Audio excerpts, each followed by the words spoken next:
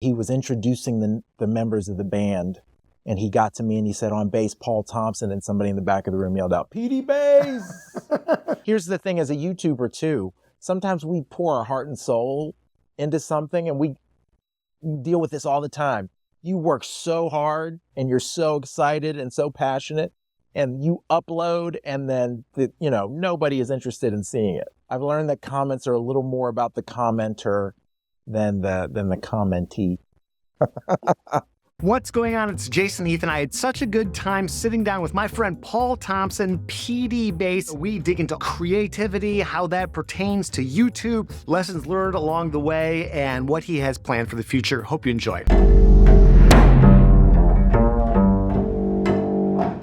I've been wanting to do some sort of video thing with you ever since I discovered your channel. And I've had you on the podcast a few times, and then you joined me to celebrate my 10,000 subscriber anniversary. And at that point, you had less than 10,000 subscribers, but had started to get this traction on YouTube. And I believe Will Lee had shared out. We fast forward, and in addition to all the other things you do in your life, you got this like kicking, way over 100,000 subscriber YouTube channel. What got you to actually press record on that camera and start making these cool videos? Well, it had a lot to do with COVID. All of us were home. Yep. There were no gigs, and we were all kind of looking for things to do. In addition to, I talked to a colleague of mine yesterday about how initially we were all kind of like, I'm going to practice. I'm going to be 100 times better after this. So we were all kind of looking for other things to do. And in the back of my head, I wanted to start a YouTube channel, and I had already started planning on it. And when COVID happened, that was kind of the gun being fired for me to kind of start doing it. So that was pretty much when the ball really started rolling. I wasn't too busy. I didn't have excuses. It happened then. Yeah. And that was kind of, I think for everybody on the planet, probably, all of a sudden you had this like wide swath of open time that you probably, and so if there was a project that had been percolating, I think a lot of people started that. Absolutely. Absolutely. And for me, it was just to kind of get my courage up. I didn't really start creating content during COVID. I just started recording myself every day. The first goal was to play a bass solo every day until I had a gig again. And so I did it for about 64 days in a row, I think. And so that got me used to being in front of a camera. And after that, did the first gig, I said, let me vlog about this, because I know there haven't been a lot of people that have done gigs yet. So I did a gig, I kind of edited a vlog, and I put that up everywhere. And that was really the beginning of my journey. When did that video that Willie shared out, what was that? That was that October. That was the fall of 2020. I had a fascination with this Donald Fagen record called The Nightfly ever since I was a kid, because it's like all these legendary bass players playing on different tracks. And so I thought I would love at some point to do a video where I talk about each bass player, what bass they played, what they did to the track, what they were doing in their career at the time, maybe include a quote from them about playing on that album. And I put it all together as kind of a labor of love. I wasn't thinking about 100,000 people seeing it. I just thought, this is the coolest album ever. This is kind of my love letter to it. And Will Lee saw it and he shared it. And that really started the ball rolling with people. When you get a video like that, automatically people start sharing it. They start subscribing, and your numbers kind of go through the roof about a week. And then the hits kept coming. And I remember, I think I don't remember exactly what month it was that we connected for the podcast, but I remember I had put together a video mentioning my top 5 bass creators, and I hadn't discovered your channel yet. And so I put it together, like Discover Double Bass, and Adam Neely was on there, and some people were like, have you checked out pdbass? And I'm like, wait a minute. So it was just so fun. It's been fun to connect with you and hang out with microphones, without microphones, ever since. And I just love watching you kind of watching what you do online grow into what it's become. But like when we connected for that interview, you had, those like, you were like finding that sort of like what you're doing now. And we were just talking before we press record here about like incremental improvement, like trying to do one thing better every single time you put on that camera. Yes, that's totally my goal. And it's kind of funny and cringy for me to look at my older videos because I've seen my growth, how I get more experience with shooting, with doing audio, with coming up with a script, planning things. And so my goal has always been to do one thing better or one thing new on the next video. And it could be lighting, it could be whatever, but one thing better than I did the last video. So I'm continually, it's still growing for me, very much so. Were you always into what you explore in your videos, or was that like a result of getting into teaching music history? I think it's a one hand rubs the other hand kind of thing. I think that as musicians, we're naturally curious. And I always learn from my teachers. My really good bass teachers always encouraged me to, if there was music that I loved or a player that I loved, to explore them. Who were their influences? How did they grow up? What did they practice? And so I have this natural curiosity to know what makes things tick in that way. And definitely the music history aspect, I've learned as a music history teacher in real life to plan and to be able to present. When you're in a classroom full of 30, 16-year-olds, you have to know how to speak. You have to be organized. You have to know what the important stuff is. And so I definitely feel like that skill set, and it was very subconscious. I never thought about that. I never thought that what I would be doing is really kind of an extension of what I do in a classroom. But in hindsight, I look back at it and it's like, wow, I'm doing what I do when I talk about Bach and when I talk about Mozart and Beethoven. I'm just doing it with, bass players that I love, so it's fun. How do you think, if at all, although it probably has, how has doing YouTube changed these other ways of teaching, from bass playing to like history to anything? Like, have you noticed any changes in your off-camera teaching? Well, I'll tell you this, especially with young people now, it's given me so much more collateral with them.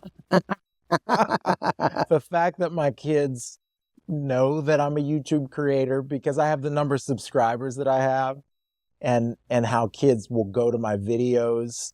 It can be wonderful and it can also be terrible at times. There have been times when I'm trying to teach a class and simultaneously I will hear 4 laptops playing my latest video at the same time. That's just annoying. But my kids, yeah, it's given me more collateral with the kids. I think kids who I've taught 15 years ago see my videos, and when I see them again, they tell me it's like being in music history class with me again.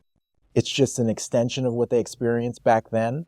And I think kids now understand when they look at my videos, they tend to pay a little more attention to me when I talk. It really gives me this kind of cred that the other teachers don't have. But it's still, I still have to use the tools that I have as a teacher to try to get the lesson across to them.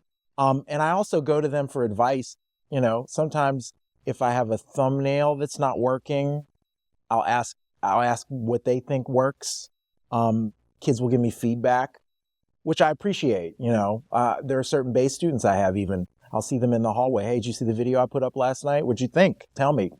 They give me that instant feedback on the title or what parts they liked or what they didn't understand. And so they're helping me workshop it all. There are certain circumstances you be in where people are obviously going to recognize you, like where you're teaching, or if you were at a bass conference or something, and we just sharing a fun story about getting recognized. There's this certain like people looking at you really intently, like trying to understand where you're from. I represent this company, Eastman Music, and so I'm in a very different domain a lot of the time, like wearing a suit at a trade show. And I have people like come up, and this woman actually came up to me a few weeks ago, and she was like reading from an article on how to buy a bass, and she's like, wait a minute, and looked at the images. You're the guy who does this. Have you had some of those like have you had some of those being recognized on the streets moments? I've had a couple. Okay. I had to play a gig once with a great jazz guitar player from sort of this area. He lives in Ohio. His name is Dan Wilson. Really up and coming, great guitar player. And I did a sub gig with him in New England. and we played a really great venue, and he was introducing the members of the band. And he got to me and he said, on bass, Paul Thompson, and somebody in the back of the room yelled out, pdbass! And there ended up being this teenager there who was a big fan of my channel. And afterwards he wanted to take a picture with me and everything. So it doesn't happen very often, but when it does, it's really surprising and cool for me to be, we both deal in this kind of very specific niche of what we talk about. And it seems the people who are into it know who we are and are very passionate about it, which is really great. Well, YouTube fame or internet fame is the best kind of fame, because like Taylor Swift fame is annoying fame. That's you can't go anywhere fame, and I don't even understand what that would be like. But like the cool thing about what you do is if someone recognizes you, it means that they're into what you're going. And so it's I've heard this from other people, different creators in different walks of life. It's like, you just live your life like a normal person, but every once in a while someone will come up and say, thanks. Yeah, totally. And I've literally had people on the street stop me and say, excuse me, I've seen your videos and I really appreciate what you're doing. And that means so much to me. It's really cool when somebody you don't know just thanks you like that. They've seen what you do, and it's, always wonderful.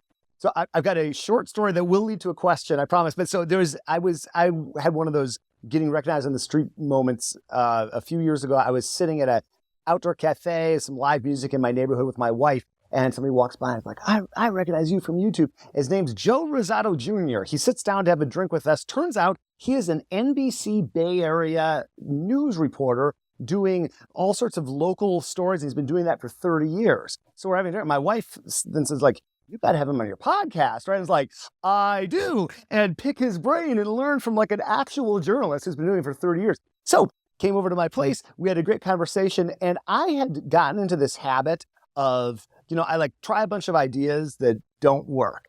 And so I had this folder on my hard drive called Video Graveyard. And it's just what it sounds like, where the video went to die. And I asked Joe, because he does like a story a week. He's been doing that for 30 years. I say, do you have like your version of a video graveyard? And he's like, no, I finish all ideas. And so not in that as intense a way, but like, and since then, nothing's gone to the video graveyard anymore. So how does that work for you in terms of ideas? Like, does every idea, once you start it, do you finish it? Or do you have your equivalent of like a idea graveyard? Yeah, well, usually so for me, it begins with having the idea and then scripting it. And I've had many things get to the point where I've written a script. And if it stops, it stops at that point. Whether or not because I kind of gave up on the idea, or I didn't feel that passionate about it, or maybe something else caught my eye that I thought would fly a little better or be a little easier to make in that moment. And we talked about this earlier, how I like to go from idea to inception as fast as possible. When I get the idea, I'm scripting, I'm doing the video, that's it. I have a lot of outtakes, but I can't think of anything that I have where I started something and then kind of went, yeah, this isn't, I do have scripts though, and which, I'm considering if I get to a point where I can't come up with a great idea, let me revisit that script. That was a decent idea. Maybe I'll shoot this. I have so many nerdy questions about process, but I'm just interested. So like, what I've discovered, and I'm sure this works differently for everybody, when just in my normal course of life, I'll get a suggestion or something a lot of the time it's at the symphony. And so I'll go into my app of choice for organizing those, Notion, and I'll just put like something like whatever. And then that might turn into a script, and then at a certain point it becomes a title, and at a certain point it becomes a thumbnail, and I've tried to do things in different orders, but like, so you get an idea, and where does that idea go? Like technically, do you like write that down immediately? Yes, I have a list in my notes app on my phone, just called YouTube, and it's like I have to do this to get through the whole thing, but it goes right to that list, and usually when I do something that I've put on the list, then I'll put a check mark next to it so that I know that I've done it. But I got this idea from you, initially, the first time we met and we had lunch, it was a process of an idea, a script, shooting, etc. And you planted the seed in my head about, well, have you ever come up with a title or a thumbnail first, which I'd never thought about before. And sometimes that leads to a really, wow. And you've given, so I can probably say maybe 6 or 7 videos I've done where the kind of starting with a great thumbnail, or what I thought, man, that looks great. I can make a great thumbnail out of this, or a title that kind of leads to something else. So I should thank you. I never got to thank you for that, because I never would have thought to do it like that. It was always a certain kind of order, but coming up with the thumbnail often, and we talked about this earlier as well, thumbnails, coming up with good thumbnails, that can often lead to like even bigger things. Yeah. Well, I love it. Well, I got that idea from Video Creators, which is this consulting service and I try to follow that advice, and then maybe only 1 out of every 3 times do I actually like have the discipline to sit down and do the thumbnail first. But I love that you've done that. I love it. I love it. I love your thumbnails too. How much, once you press publish and you get the idea done and it goes out online when it's done, and buy idea onto the next thing, right? Okay. So mostly, sometimes I will obsessively look at my click-through rate.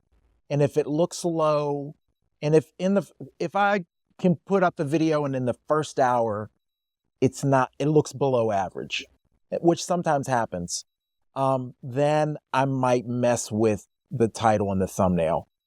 My process, I feel, some people get mad at the clickbait titles, right? As creators, we have to sell it to the algorithm first. That's how I kind of look at it. I have to give something that the algorithm is going to want to push out. So I'm trying to sell it to the algorithm. And sometimes I have to tweak my thumbnail and title in order to do that. So if the numbers aren't really big at first, a little change can push it over the hump. I had a video recently about Rush, one of my favorite bands, and about how they used some older music in one of their songs. And the thumbnail title was it was bad. It was really bad. So after about 24 hours, I did a total redo. I retitled it and I redid a new thumbnail. And it went through the roof just based on that. So I don't, other than that, I like to pretty much stick with what I've done. Because I like, as a jazz musician too, I think this is my jazz kind of concept, is I'm going to play it and it's going to go out and it's done. And that's it. I'm on to the next chorus. I'm on to the next solo, whatever it is. But I don't like to mess with it too much. There are certain technical things you learn with YouTube, ways to massage the algorithm, if you will. But yeah, I like to kind of set the bird free and see how far it's going to fly. Well, I've heard rumors that A/B thumbnail and title testing is coming at some point in YouTube. That would be the greatest thing, or maybe not the greatest thing ever, but that sure would be nice just for kind of that exactly what you're describing. And totally. But I also think as an artist, you can mess with it too much, you know? I think there's too much overthinking we can do. So we have to be careful with that. You do many things, my friend, and the one that probably that has the largest metric attached to it would be YouTube. But can you just go through what else is on your plate right now? Because I think if people don't, and they might not necessarily know that if they know you from your videos, but you have a very full career, and even if YouTube wasn't on the plate, which it wasn't before 2020, that's a full professional life. Oh, sure. Well, I mean, I like to say I'm a working musician, and that's what most of us have to juggle a lot of plates in order to make things happen. But I teach 5 days a week at a public performing arts school, and that's 22 hours a week. And I'm an adjunct. I work with a lot of kids doing private lessons there. I direct ensembles, music history. But 2 evenings a week, I teach at universities here in the Pittsburgh area, Duquesne on Monday nights, WVU, which is Morgantown, which is a little over an hour away, on Wednesday nights. And then Tuesday Thursday, Friday, Saturday, mostly I'm playing. I try to create content based around when I'm free, some evenings and during the days. And I also still teach privately, not a huge full workload, but I take most of my privates during the day on the weekends, coming to me. But I try to sneak it in whenever I can. And my wife, bless her heart, is still married. Well, something we also talked about when we were having lunch is, okay, so like, Paul, where's your Patreon? Paul, where's your course? Where's your a lot of things that people with much smaller followings than you are thinking about. Maybe to what extent you've made the decision to go the direction you've had in terms of that, or like monetizing those aspects. Just like what's your decision making been like, or what's that process been like for? Well, part of it is, I know, specifically with Patreon, I know there's like an extra thing that you have to offer people if they're going to pay a monthly, and I just do not have time to put together an extra thing. And I'm spread so thin, and when I'm creating now, it's when I'm finding the time to create and really putting myself into that for X number of hours, and then it's on to the next thing. There are just so many fires to put out that I'm constantly a moving target, and it's on to the next thing, on to the next thing, on to the next thing. And right now, and we talked about this earlier, I'm looking forward to being at the Penn State Bass Day event that's coming up. Plug for the Penn State Bass Day. But I have music to practice for that. Yeah. There's some music that we're playing together, and so my time is, I'm squeezing a lot of different things in. As far as those kind of things, I think they'll come with time when I have the time. I would love to write a book at some point. I think that as teachers, a lot of us should write books. I think there's ways that we things we work with our students with, we inevitably, especially as a jazz teacher, inevitably you're writing exercises for a student. You're coming up with things that are specific to them that you might not be able to find anywhere else. And I'm getting to a point where I'm starting to have a book's worth of stuff that I've written for certain students, trying to work on how they swing, how they shift, how they improvise, how they use the bow, just certain things. And at some point, I can definitely see myself coming up with a book. When I have time, I definitely want to do that at some point. But right now, it's kind of get me to the next gig, get me to the next video, kind of. Well, and the beautiful thing is that audience is there for you whenever those projects materialize. And the beautiful thing about writing a book, talking to people that have done that, and I've done very modest things of that nature, is it's just an opportunity to really further organize your thinking. And I think it's nothing but net. It's just your time, because like, even if you write a book and just never even put it out, it's just a great way to just sort of organize all those bits and pieces that you've worked with the various students in various years in various buildings, and just kind of like get into a nice flow. Well, so yeah, on to the next gig, on to the next video. You're describing a 7-day-a-week schedule, like a working musician schedule that I certainly can relate to. You mentioned Adam Neely being one of your influences, and Adam is. There's been this whole trend. I know these trends come and go, but like, why I'm quitting YouTube, I'm quitting YouTube. And Adam's not quitting YouTube, but he's like dialed it way back. He's just doing like road gigs with Sungazer, very different than like a few years ago when he was really like putting out the more educational topical material. How do you? Your schedule sounds like it's inviting burnouts. Like, how has that worked for you? How have you managed that? Like, just specifically with YouTube, like how do you keep inspired? Because you never know, you're as busy as you are watching these videos. You could think that that's all you do is put these together. Far from it. So like, how do you, when you got as many balls in the air as you do, how do you keep from just getting overwhelmed? Well, I try to tell my wife this too. My main focus is always going to be playing music, and I consider myself a musician first, so that always comes first. whether it's practicing or making gigs, and then everything else is kind of auxiliary to that. So that helps me certainly. My passion for music, my love of music, wanting to be better drives me. And everything else is kind of an ornament on that tree, so to speak. But I have to try to pace myself as well. I found a little trick with my longer YouTube content where I'm trying to gain traction on Instagram and with YouTube shorts and stuff. So now I'm cutting my longer content into shorter versions. And that might buy me, like, for instance, my birthday video, which came out a few weeks ago, the top 10 bass lines of 1974, gave me an opportunity to cut it into 10 smaller videos and post that over 2 weeks, which gave me a week off from creating a longer video. So I'm learning how to pace myself like that. But sometimes, I mean, I will admit, sometimes I'm up at 3 a.m. editing videos. It happens. I don't want it always to happen, but occasionally it happens where I'm just running from one thing to the next, and my wife gets a little worried about me getting burned out.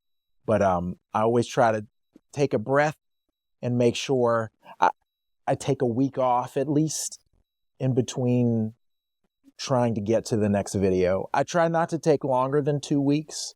I took a month off in, I want to say, was it 21?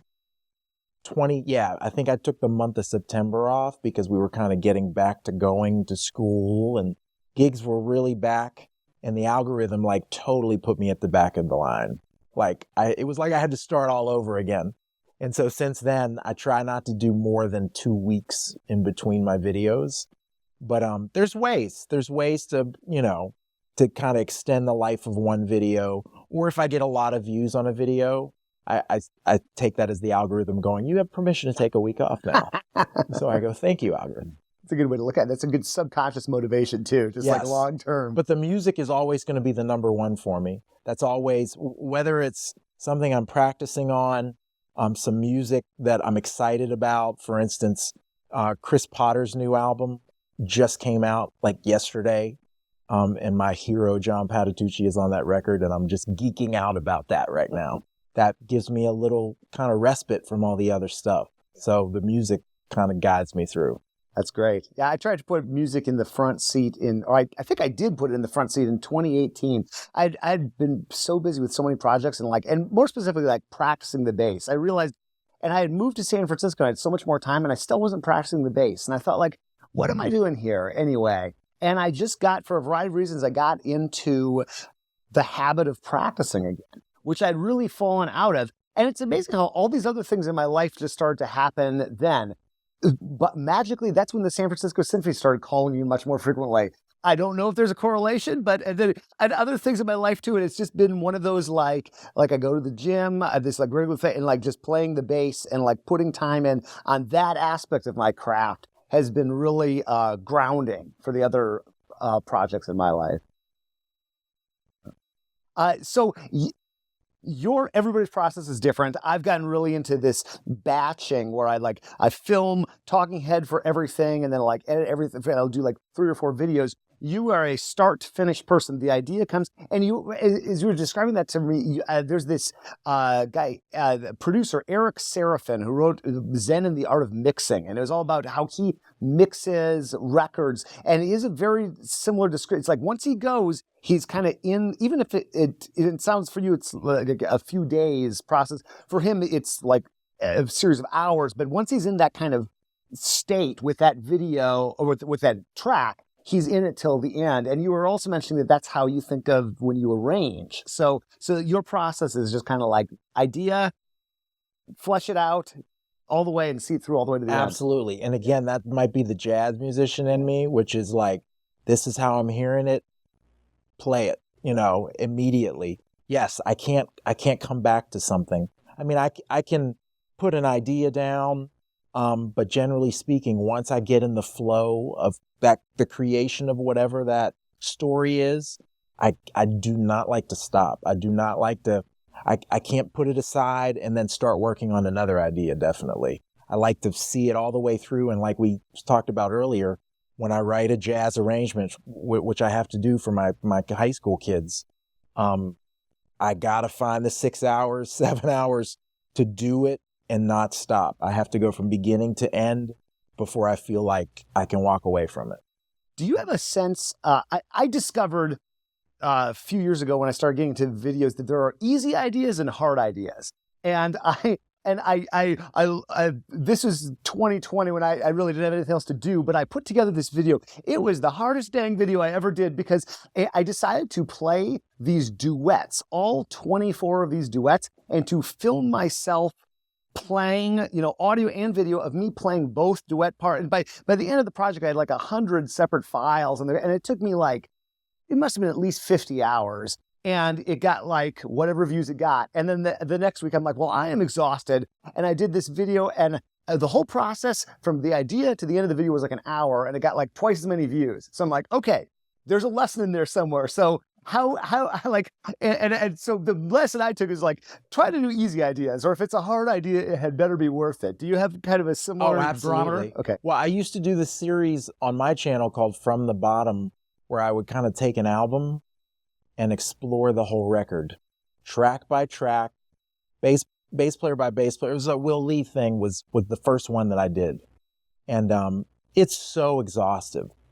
I mean, not only do I have to get in and transcribe each song, because I like to have the sheet music, I like to have notation there so that you know what it looks like.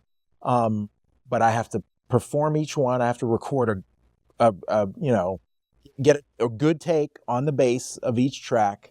That's exhaustive. Then there's the research aspect of whatever information I'm going to fill in. It's just so exhaustive to do 10 or 12 tracks of that. You can get a video that's up to a half an hour long, and there's so much work into that. And I found it's a lot easier to do, okay, let me do this one song. There's so much information on this one song that everything I can present the same information kind of in 6 minutes in a concentrated way with one song. And I can do, it'll take me 2 days to do this rather than 8 days to do content like that. So if I have the time to do it, I'm totally game for it. But in general, yeah, it's just, man, that kind of content, it takes a lot out of you.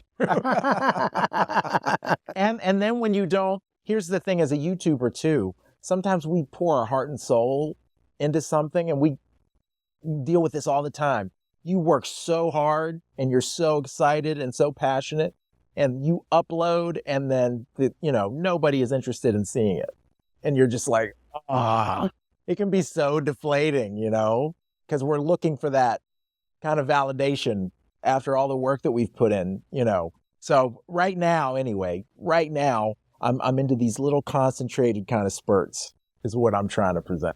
Well, and most things in life don't give you the amount of granular feedback that YouTube gives you, the sort of painful feedback in some ways. And anybody who's put stuff out on YouTube and paid attention to these, they give you a ranking for how your video is doing. There's a 1 out of 10, little confetti, and then there's the dreaded 10 out of a 10, the worst idea I've had, maybe the worst idea ever. And then there are these periods where everything's just kind of gray. Your viewers is a little down arrow that's gray. This is gray. Just the whole world is gray.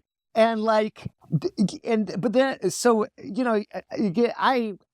get excited about an idea, and then I know there's the reality of it may hit or not, and how it, and I try to get the information that I can get, because it's helpful information, but without trying to get too down on myself, or and it's a lot of the ideas I was really excited about that are the 10 out of a 10.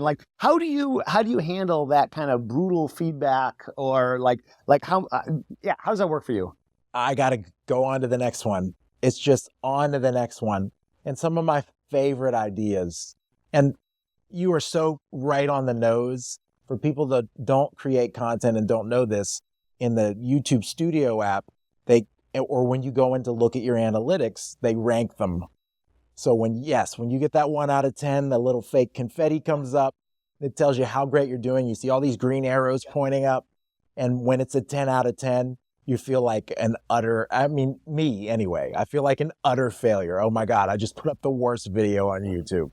When they send you numbers like that, everything pointing down, and it can make you feel bad, but I've learned to see that for what it is. And it's just YouTube trying to get you to create content for it. That's going to be, it wants money. And as creators, YouTube does better when we get views. When we get them views, they love it.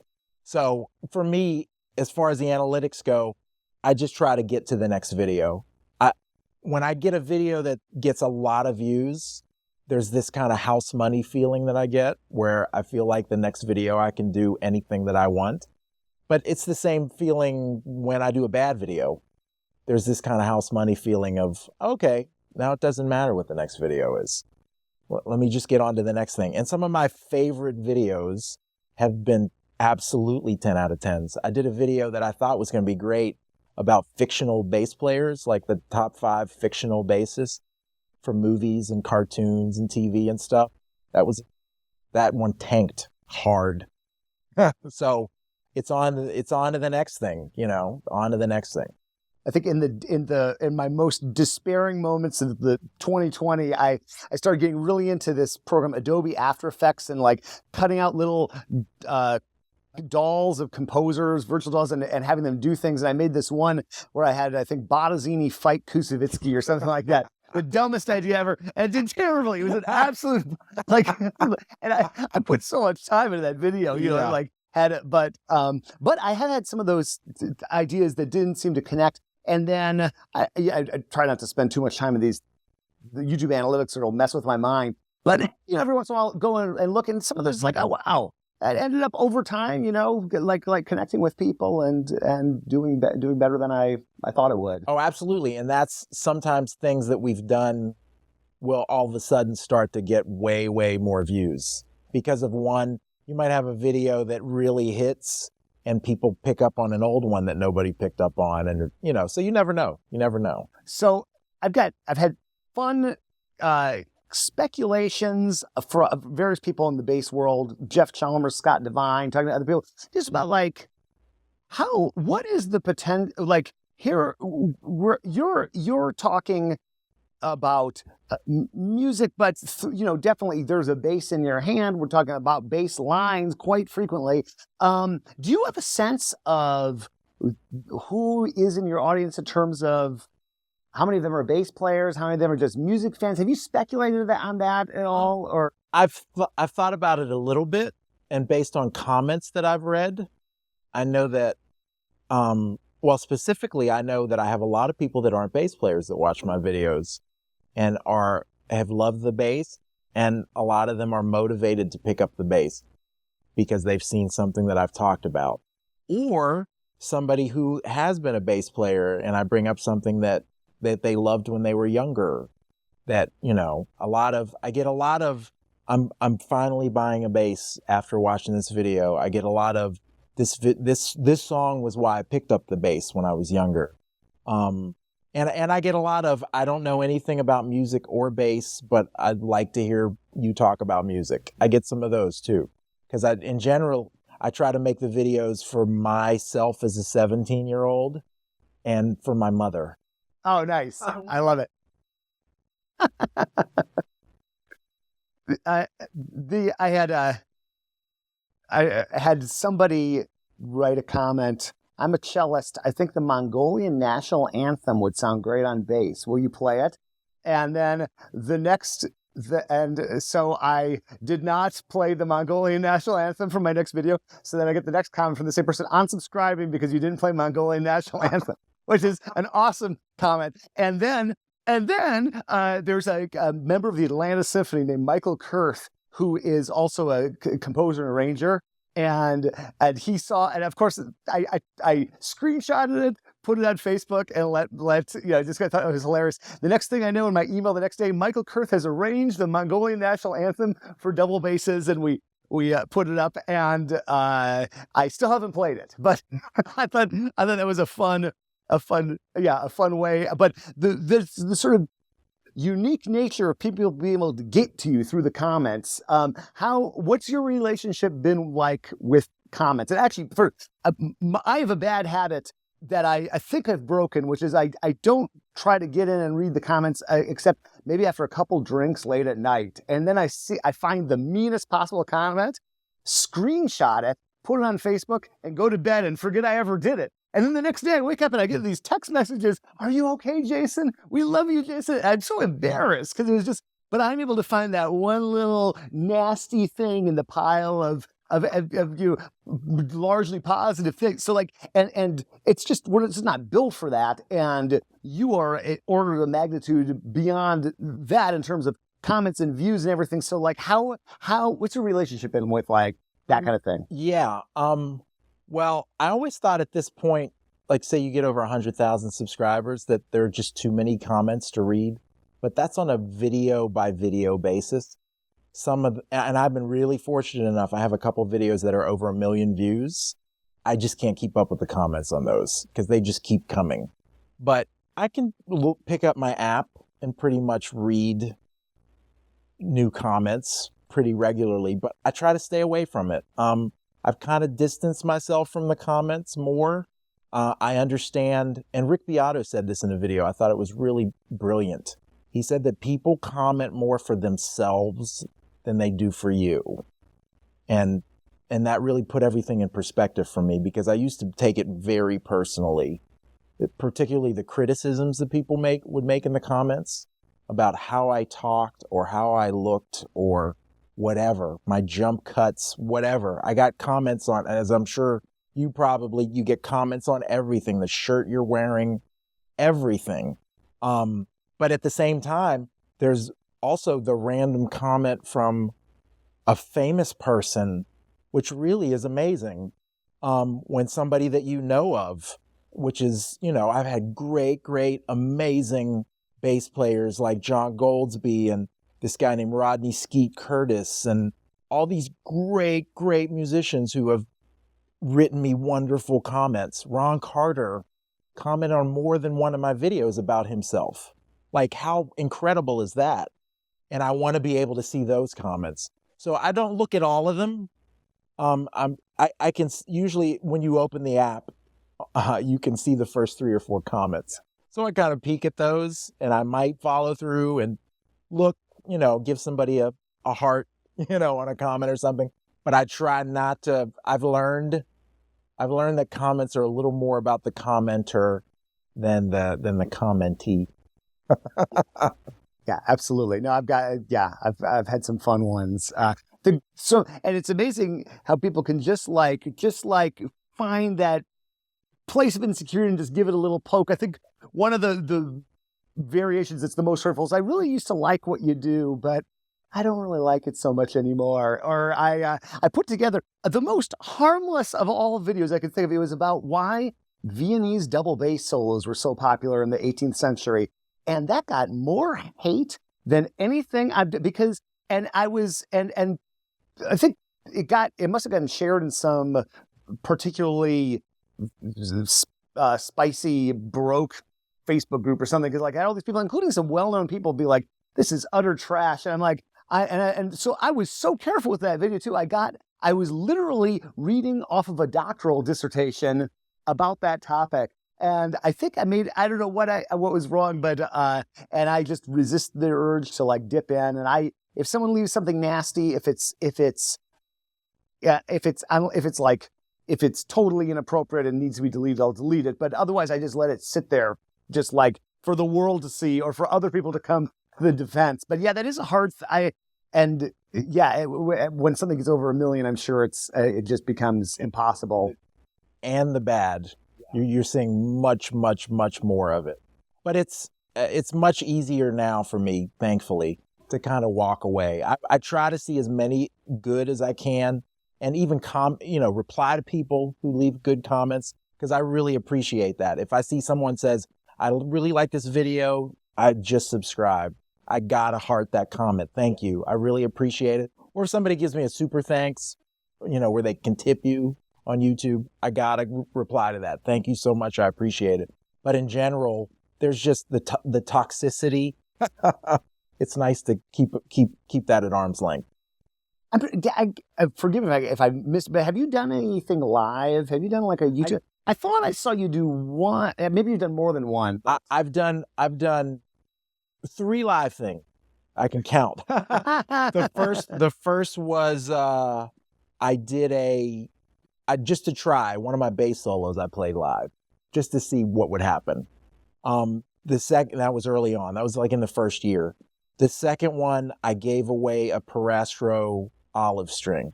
I remember that. I did a video about the olive G string, and then it was like a 5,000 subscriber giveaway. So I got one and I gave that away. And then the last one was my 100,000 subscriber giveaway. I gave away a bass. I popped in on both that one, and so I just was forgetting what and I remember that olive G. I think that was around when we were chatting initially. Yeah. So okay.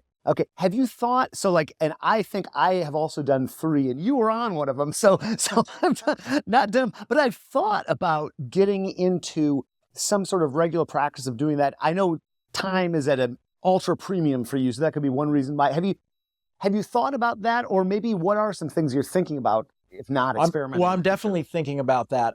So I just turned 50. Happy birthday! I'm a 1976 baby, so okay, I'm coming up there. Years. Yeah. My wife got me an iPad. I've been trying to convince her to let me buy one for several years now, and so she surprised me. So and it's a good one. It's got an M1. So I'm thinking about, oh wow, I can live stream now. This will really help me to just jump in and do a live stream. I've been producing, every year I produce a Q&A video, that's another very exhaustive video when I say, hey, send me your questions. Yeah. And then I'm picking questions, and then I'm, graphics and answering questions. This time I think I might just do a live stream. Who has a question? I'll answer it right now. So that opens that kind of door for me. I would love to start talking to more bass players. I've only done I did a video about the first contracted Black symphony bass player, who is still alive, by the way, in Denver. And so I talked to a bunch of African-American symphony bass players for that, but they sent me clips, Joe Conyers and Jeff Grubbs. It was great. It's my favorite video, by the way. If people ask me what my favorite video is that I've done, it's that one. I remember that video. That was a great video. I'm trying to remember what year. I was trying to place when that was. Maybe 22. It feels like it was a couple years ago. It was during Black History Month. But that, I got to talk to people and bring other people in. And I did one other video where I brought in a guitarist who was on the session, and I got to talk to him. I'd love to do more stuff. I mean, I'm not, obviously I'm not a Rick Beato type. He just did a great video with Michael McDonald. I was watching that. It's funny because you get used to like a certain relationship with a creator. And I kind of resisted watching his interview videos because I didn't think, but it's just like, I'm expecting him to talk about what makes this song great or whatever. And I have just gotten so into his interview, and it's fun too. So I love what you do, but I would love to watch you connect with people like. I would love. That's like another level of a kind of a thing. I would love to get into talking with people, being in the same room with people, since that's possible again. Yeah. Who knows? And I'm still trying to. It's about being creative too. I know that I'm giving people a lot of information, and that's what content creation is about, right? We're information. But I want to explore my creative side a little more. There's videos I've done like, here are 10 lines you should never play on upright bass. That was a creative thing for me, and it was fun. I did one video that really didn't get many views at all, that I wanted to do a series called Bass on the Street, where I was just kind of walking in public with my bass and stopping people and asking them if they knew what this instrument was and how it sounded, and if they could name somebody who played this instrument. And I really like that one. I want to follow through with some more creative type things. I love that video from you. That I think you had done that right before we met for lunch a couple years ago, and that's just such a fun.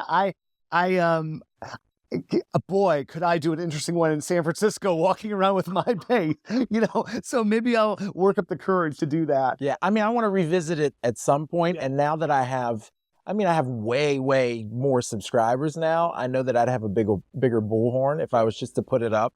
People would be like, what is this? But yeah, so I love the history. I love the informational thing. I love the teaching part of it. I just want to explore the creative side a little more, if that makes sense. Well, I love what you do, if that's not obvious, and any chance to hang with cameras and microphones around or not is a pleasure. And yeah, you have been a companion of mine as I'm chopping vegetables for dinner or at the gym, getting ready to do one of my classes. And I just think it's super cool. And it's so fun. This is part of why I love connecting with people like Jeff Chalmers, to like a bass player who does the Venn diagram of what we do overlaps a lot more than a lot of other people. So I love like everything from like cameras and lenses to like scripting to idea capture and everything. So I'll obviously send people to your YouTube channel and your website, and I'll link up to what we talked about here. Anywhere else you want me to send people right now? No, just keep watching Double Bass HQ. You are the OG, Jason. You are the OG, man. You're the guiding light. You've been doing it for so long and on such a high level. You set the bar, man. And I could say everything you said to me about your podcast, your channel. Thank you so much.